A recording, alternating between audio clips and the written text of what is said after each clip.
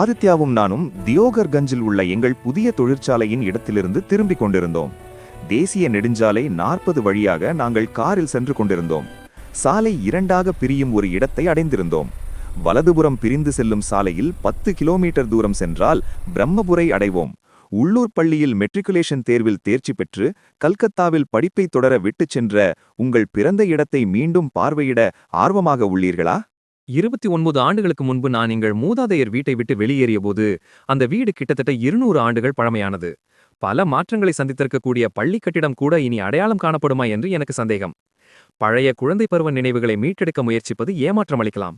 நாகன் மாமாவின் தேநீர் கடை இன்னும் இருந்தால் அங்கு சென்று ஒரு கோப்பை தேநீர் அருந்த விரும்புகிறேன்.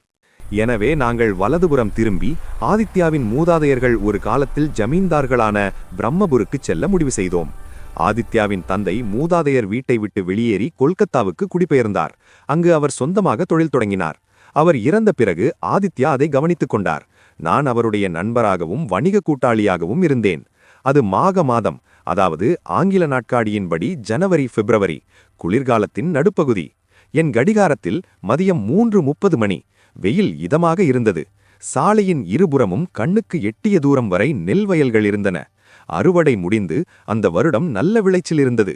சுமார் 10 நிமிடங்களுக்கு பிறகு நாங்கள் உள்ளூர் பள்ளியை அடைந்தோம். இரும்பு வாயில்களுக்கு அப்பால் விளையாட்டு மைதானமும் 2 மாடி பள்ளி கட்டிடமும் இருந்தது. எல்லாம் இன்னும் அப்படியே இருக்கிறதா? உங்கள் பள்ளி முன்பு 1 மாடி கட்டிடமாக இருந்தது. ஒரு புதிய கட்டிடம் வந்துவிட்டது. அது அங்கு இல்லை. நீங்கள் ஒரு நல்ல பாணவராக இல்லையா? ஆம், ஆனால் என் நிலை எப்போதும் 2வது இடத்தில் இருந்தது. நாகன் மாமாவின் தேநீர் கடையில் சென்று தேநீர் அருந்த முடிவு செய்தோம். அது ஒரு மளிகை கடைக்கு அடுத்ததாகவும் சிவபெருமானுக்கு அர்ப்பணிக்கப்பட்ட ஒரு கோவிலுக்கு எதிரேயும் இருந்தது. விரைவில் நாங்கள் நாகனின் தேநீர் அறையை கண்டோம். அது கடையின் மேலே இருந்த ஒரு பலகையில் எழுதப்பட்டிருந்தது.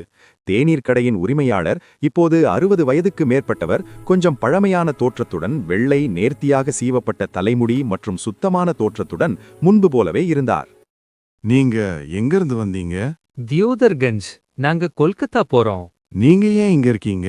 உங்க கடையில டீ சாப்பிட எங்களுக்கு 2 நான் கட்டாய் கொடுங்க. ஒரு மூலையில் உள்ள மேஜையில் ஒரே ஒரு வாடிக்கையாளர் மட்டும் சாப்பிடாமலும் தேநீர் குடிக்காமலும் தூங்குவது போல் தலையை குனிந்து அமர்ந்திருந்தார். மிஸ்டர் சன்யால், வீட்டிற்குச் செல்லுங்கள். ஏற்கனவே மாலை 4 மணி ஆகிவிட்டது. மற்ற வாடிக்கையாளர்கள் விரைவில் வருவார்கள். அவருக்கு கொஞ்சம் காது கேளாமை, நன்றாக பார்க்க முடியாது. ஆனால் கண்ணாடி வாங்க அவரிடம் பணம் இல்லை. இந்த பேச்சுக்கு அவர் அளித்த எதிர்வினையிலிருந்து திரு சன்யாலுக்கும் கொஞ்சம் பைத்தியம் பிடிக்கவில்லையா என்று எனக்கு ஆச்சரியமாக இருந்தது. ஏனென்றால் திடீரென்று அவர் எழுந்து நின்று தன்னை நீட்டி மெலிந்த வலது கையை உயர்த்தி விரிந்த கண்களுடன் தாகூரின் ஒரு கவிதையை, பன்ராக்ஷாவை வாசிக்கத் தொடங்கினார். கவிதையைச் சொல்லிவிட்டு அவர் அந்த இடத்தை விட்டு வெளியேறினார். குறிப்பாக யாரையும் நோக்கி தனது கைகளால் நமஸ்தே சைகை செய்தார். ஆதித்யாவின் முகபாவத்தில் திடீர் மாற்றத்தை கவனித்தேன். என்ன பிரச்சனை? அந்த ஜென்டில்மேன் யார்? அவர் என்ன செய்வார்? அவர் பெயர் சசங்கா சன்யால். என்ன செய்ய முடியும்? அவர் ஒரு சபிக்கப்பட்ட வாழ்க்கையை நடத்துகிறார். பைத்தியம் பிடித்ததாக நான் நினைக்கிறேன். ஆனால் கடந்த கால சம்பவங்களை அவர் மறக்கவில்லை. தனது ஒரே மகளுக்கு திருமணம் செய்து வைக்க தனது நிலங்களை விற்றார். கடந்த வருடம் அவர் தனது மனைவியையும் ஒரே மகனையும் இழந்தார். அதன் பிறகு அவர் ஓரளவு மாறிவிட்டார். உண்மையில் சாதாரணமாக இல்லை. அவர் எங்கே தங்குகிறார்? அவர் தனது தந்தையின் நண்பரான ஜோகேஷ் கபிராஜுடன் தங்குகிறார். சசங்கா இங்கு வருகிறார், தேநீர் மற்றும் பிஸ்கட் சாப்பிடுகிறார். எப்போதும் பணம் செலுத்த நினைவில் இருப்பார். சுயமரியாதை உணர்வுடன் இருக்கிறார். ஆனால் எவ்வளவு காலம் நிலைமை இப்படியே இருக்கும் என்று எனக்கு தெரியவில்லை. எங்கள் பில்லை செலுத்தி ஜோகேஷ் கபிராஜின் வீட்டின் இருப்பிடத்தை கண்டறிந்த பிறகு நாங்கள் காரில் ஏறினோம். ஆதித்யா காரை ஓட்டிக் கொண்டிருந்தார். அவர் தனது வீட்டிற்குச் செல்ல விருப்பம் தெரிவித்தார். எனவே நீங்கள் உங்கள் வீட்டை பார்க்க விரும்புகிறீர்களா? அவ்வாறு செய்வது அவசியமாகிவிட்டது. ஏதோ காரணத்தினால் அவன் பதற்றம் அதிகமாக இருப்பது போல் தோன்றியது. நாங்கள் விரைவில் உயர்ந்த சுவர்களால் சூழப்பட்ட வீட்டை அடைந்தோம். இடிபாடுகளிலிருந்து கூட ஒரு காலத்தில் அது எவ்வளவு பிரம்மாண்டமாக இருந்திருக்கும் என்பதை ஒருவர் எளிதாக கற்பனை செய்து பார்க்க முடியும்.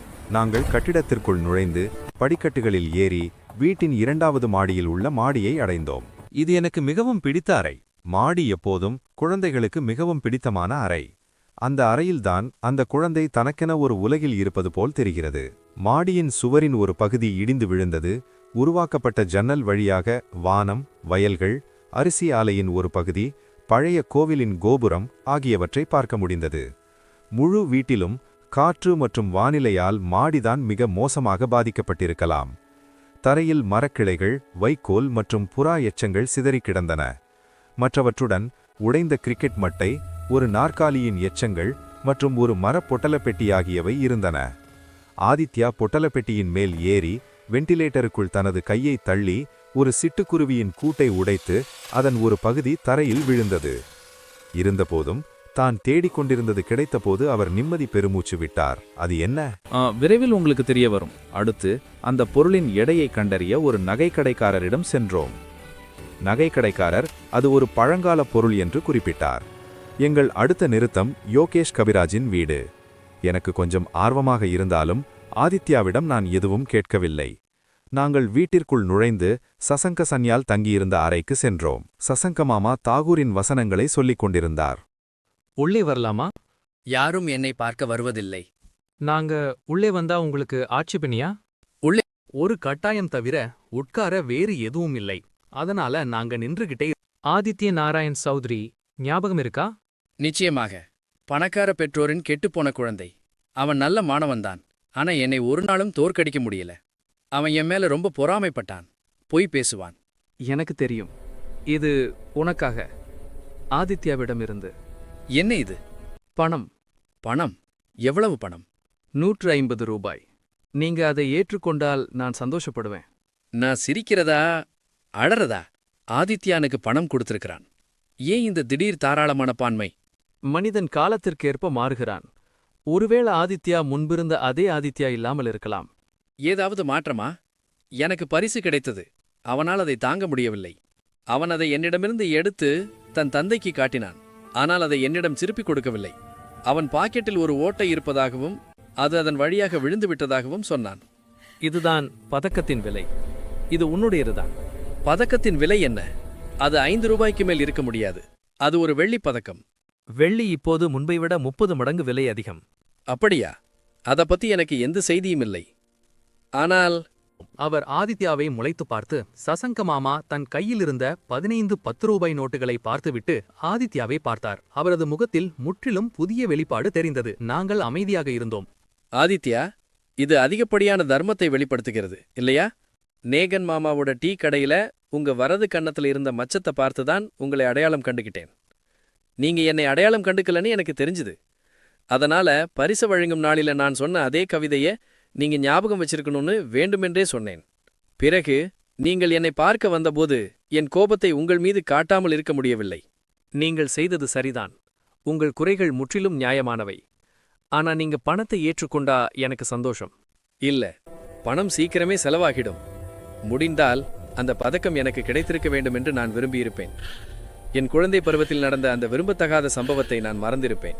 29 வருடங்களாக மாடியில் மறைத்து வைக்கப்பட்டிருந்த அந்த பதக்கம் இறுதியில் அதன் உரிமையாளரிடம் திரும்ப கொடுக்கப்பட்டது. Subscribe to Score Max Tamil channel.